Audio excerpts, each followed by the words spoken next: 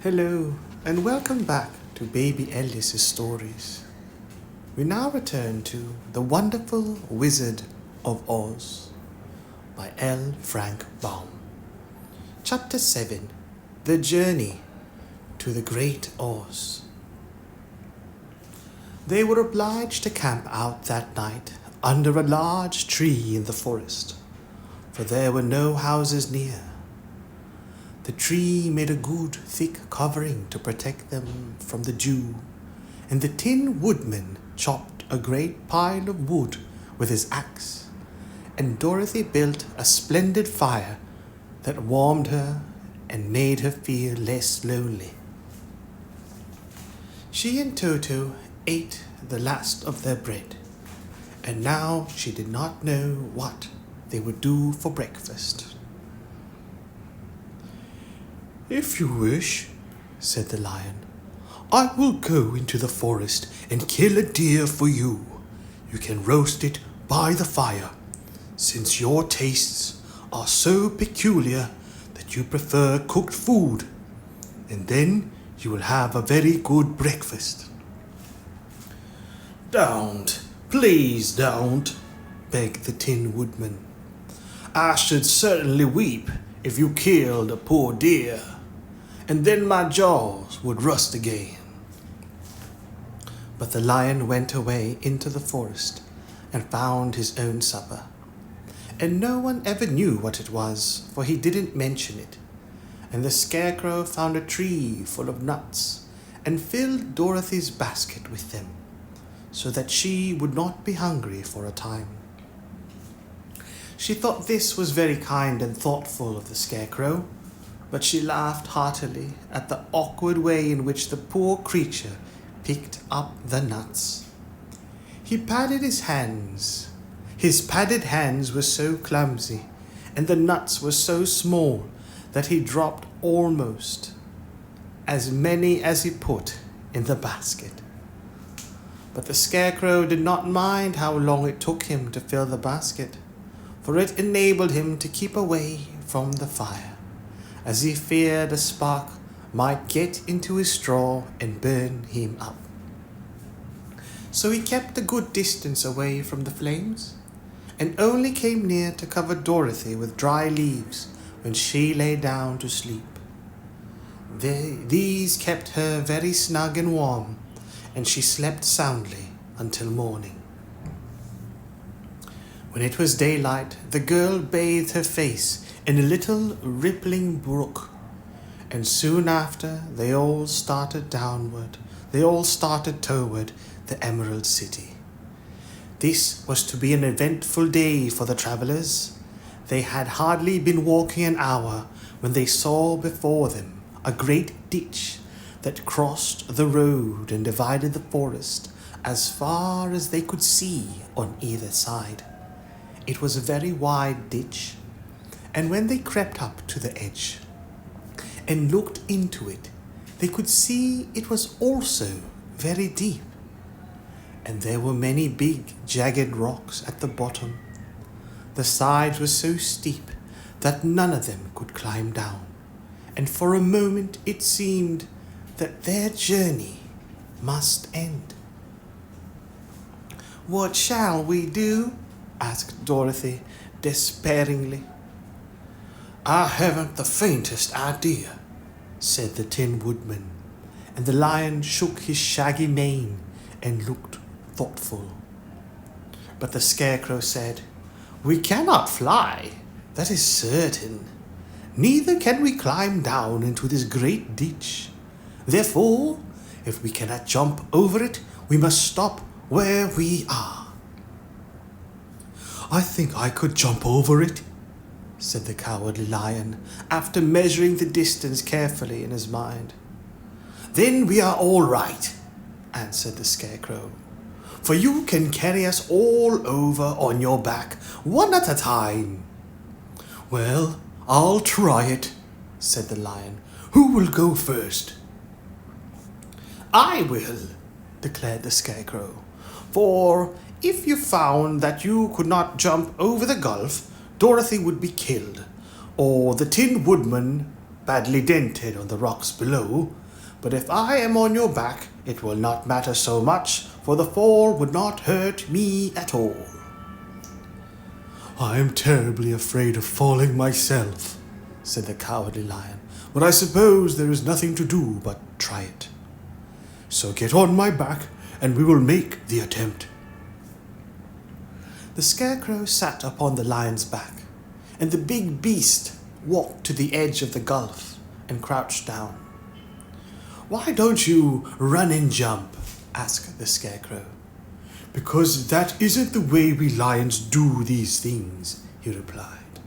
Then, giving a great spring, he shot through the air and landed safely on the other side.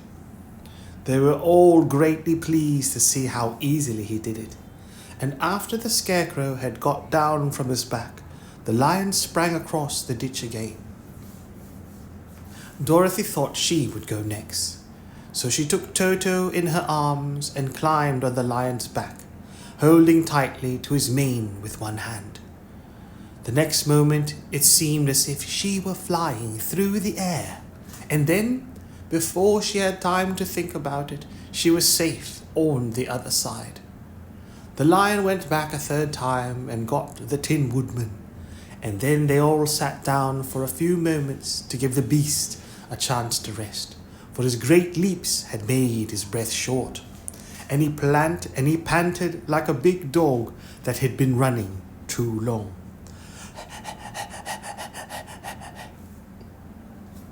They found the forest very thick on this side, and it looked dark and gloomy. After the lion had rested, they started along the road of yellow brick, silently wondering, each in his own mind, if ever they would come to the end of the woods and reach the bright sunshine again. To add to their discomfort, they soon heard strange noises in the depths of the forest, and the lion whispered to them that it was in this part of the country that the Kalidas lived. "What are the Kalidas?" asked the girl. "They are monstrous beasts with bodies like bears and heads like tigers," replied the lion, "and with claws so long and sharp that they could tear me in two as easily as I could kill Toto. I'm terribly afraid of the Kalidas." "I'm not surprised that you are," returned Dorothy. "They must be dreadful beasts." The lion was about to reply when suddenly they came to another gulf across the road. But this one was so broad and deep that the lion knew at once he could not leap across it. So they sat down to consider what they should do, and after serious thought, the Scarecrow said, "Here is a great tree standing close to the ditch. If the Tin Woodman can chop it down so that it will fall to the other side, we can walk across it easily." "That is a first-rate idea," said the lion. "One would almost suspect you had brains in your head instead of straw." The woodman set to work at once, and so sharp was his axe that the tree was soon chopped nearly through. Then the lion put his strong front legs against the tree and pushed with all his might, and slowly the big tree tipped and fell with a crash across the ditch, with its top branches on the other side. They had just started to cross this queer bridge when a sharp growl made them all look up, and to their horror, they saw running toward them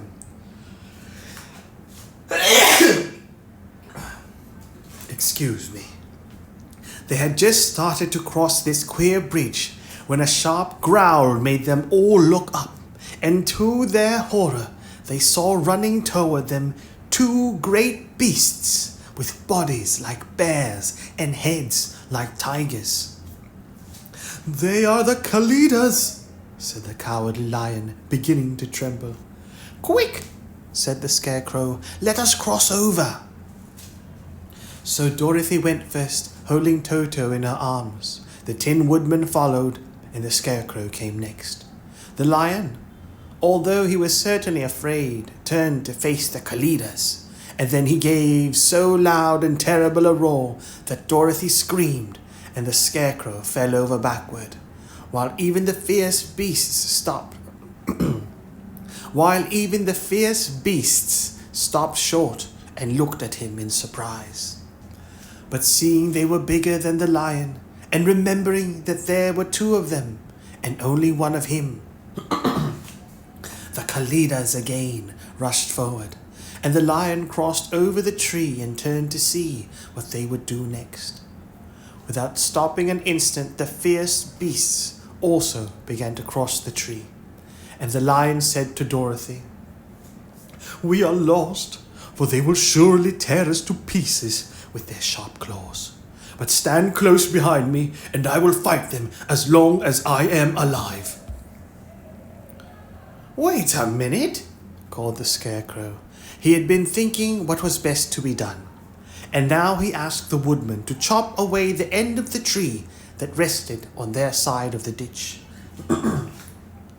The Tin Woodman began to use his axe at once, and just as the two Kalidas were nearly across, the tree fell with a crash into the gulf, carrying the ugly, snarling brutes with it, and both were dashed to pieces on the sharp rocks at the bottom. "Well," said the Cowardly Lion, drawing a long breath of relief, "I see we are going to live a little while longer, and I am glad of it, for it must be a very uncomfortable thing not to be alive. Those creatures frightened me so badly that my heart is beating yet."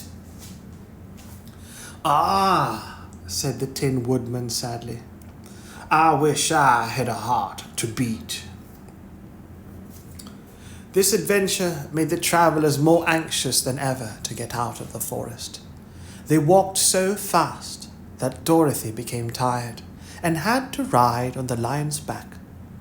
To their great joy, the trees became thinner the further they advanced, and in the afternoon they suddenly came upon a broad river flowing swiftly just before them.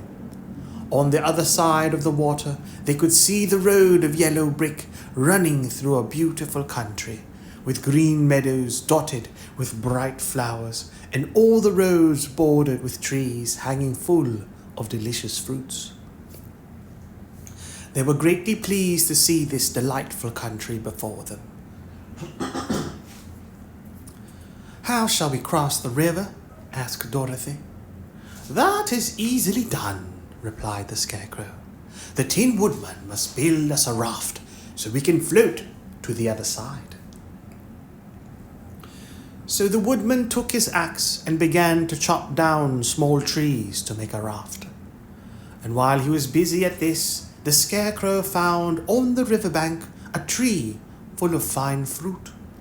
This pleased Dorothy, who had eaten nothing but nuts all day, and she made a hearty meal of the ripe fruit. But it takes time to make a raft, and even when one is as industrious and untiring as the Tin Woodman. And when night came, the work was not done. So they found a cozy place under the trees where they slept well until the morning. And Dorothy dreamed of the Emerald City and the good Wizard Oz, who would soon send her back to her own home again.